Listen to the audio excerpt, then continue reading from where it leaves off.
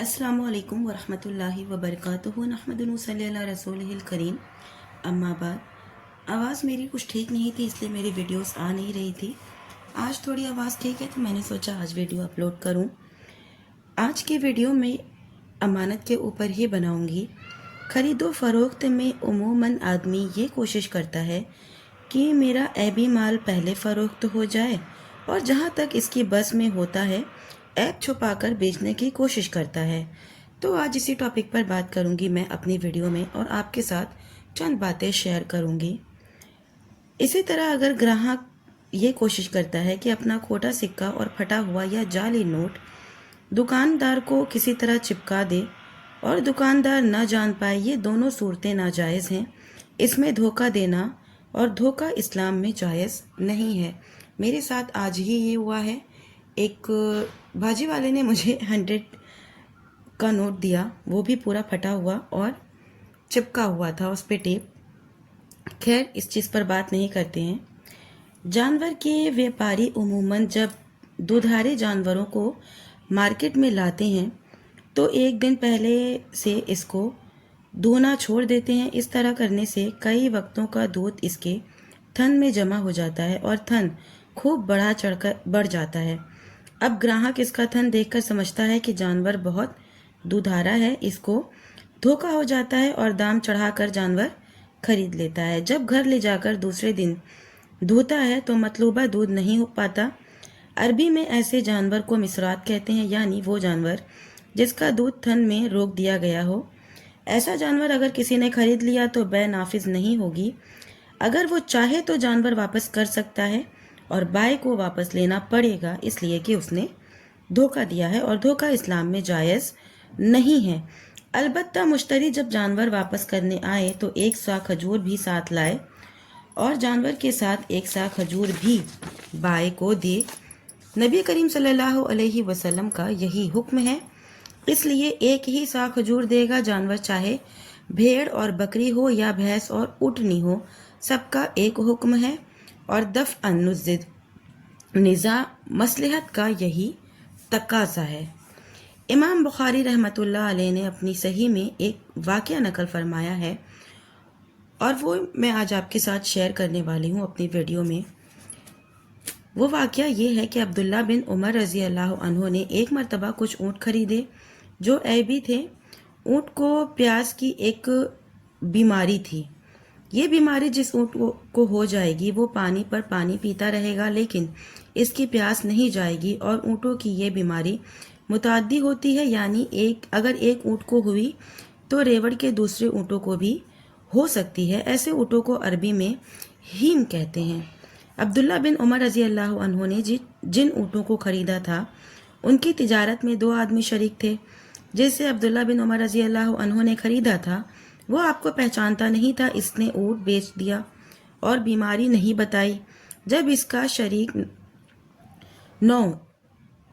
کا شریک نواز آیا تو اس کو بتایا کہ میں نے وہ اونٹ بیچ دیا۔ نواز نے پوچھا کس کو بیچا؟ اس نے پہچان بتائی تو نواز سمجھ گیا کہ یہ تو عبداللہ بن عمر رضی اللہ عنہما ہے۔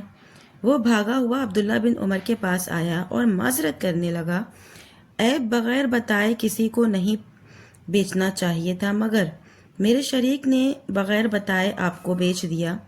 عبداللہ بن عمر رضی اللہ عنہ نے پہلے تو کہہ دیا کہ اپنے اونٹوں کو لے جاؤ، لیکن پھر فوراً کہا چھوڑو، رہنے دو۔ رسول اللہ صلی اللہ علیہ وسلم کا فیصلہ ہے، لا عدوی یعنی چھوت چھات نہیں ہے، ہم آپ کے فیصلے پر راضی ہیں۔ سنا آپ نے ایک ساتھی نے عیب بتائے بغیر اونٹوں کو بیچ دیا، تو دوسرے ساتھی کو علم ہونے پر اطمینان نہیں ہوا، بھاگا ہوا مشتری کے پاس آیا اور بتا دیا کہ ان اونٹوں کو پیاس کی بیماری ہے۔ اس صدق کا نتیجہ یہ ہوا کہ عبداللہ بن عمر نے واپس کرنے کا فیصلہ کر کے پھر اپنا فیصلہ بدل دیا۔ نواز کے بیمار اونٹ بک گئے۔ صدق اور امانت کی اسی خیر و برکت کی طرف رسول اللہ صلی اللہ علیہ وسلم نے اپنی حدیث پاک میں اشارہ فرمایا ہے۔ حکیم بن حزام رضی اللہ عنہ راوی ہیں، وہ کہتے ہیں نبی صلی اللہ علیہ وسلم نے فرمایا، صحیح بخاری کی حدیث ہے، دونوں بے کرنے والے جب تک مجلس سے جدا نہ ہوں، ان کی بے کو رد کرنے کا اختیار ہے۔ اگر دونوں سچ بولتے ہیں اور عیب کو بتا دیتے ہیں تو ان کی بے میں اللہ کی طرف سے برکت دی جائے گی، اور اگر جھوٹ بولتے ہیں اور عیب کو چھپاتے ہیں تو بے کی برکت مٹا دی جائے گی۔ آپ کو سمجھایا جا رہا تھا کہ صداقت، دیانت اور امانت ہر انسان پر لازم ہے۔ جھوٹ اور فریب دیر تک نہیں ٹکتا، آج نہیں تو کل اس کا راز کھلنا لازم ہے۔ اس لیے ہم مسلمانوں کو خصوصیت سے امانت اور دیانت اختیار کرنے کی تعلیم دی گئی ہے۔ صرف 2 باتوں کی آپ کو مثال دے کر سمجھایا گیا، لیکن امانت کا دائرہ اس سے بہت زیادہ وسیع ہے۔ عبادت، امارت، صداقت، نظامت، حکومت، ملازمت اور ملازمت کے لیے تقرر، معاملات، بیع و شر، تعلیم و تربیت، درس و تدریس، رائے اور مشورہ، ہر جگہ امانت کا حکم ہے۔ اللہ تعالیٰ سورہ انفال میں فرماتا ہے، یا ایھا الذین آمنوا لا تخونوا اللہ ورسولہ وتخونوا امانتکم وانتم تعلمون۔ اے ایمان والوں، تم اللہ اور اس کے رسول کے حقوق میں جان بوجھ کر خیانت نہ کرو اور اپنی امانتوں میں بھی خیانت نہ کرو۔ نبی کریم صلی اللہ علیہ وسلم نے اپنے خطبوں میں فرمایا کرتے تھے، لا ایمان لمن لا امانت لہ ولا دین لمن لا عہد لہ۔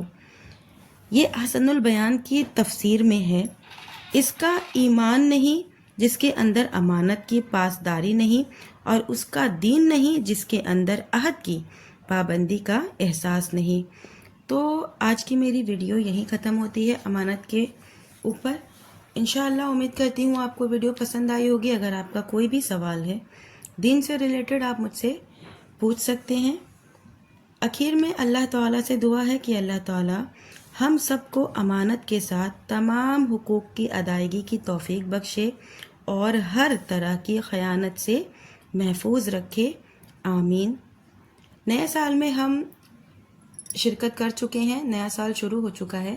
بہت سے لوگ اسے دھوم دھام سے منانے کی کوشش کرتے ہیں، جو کہ اسلام میں بالکل جائز نہیں ہے۔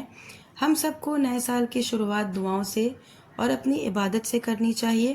اللہ تعالی ہم تمام مومن مسلمانوں کو اس نئے سال میں زیادہ سے زیادہ کتاب و سنت کو سمجھنے، اس پر چلنے کی توفیق دے، آمین۔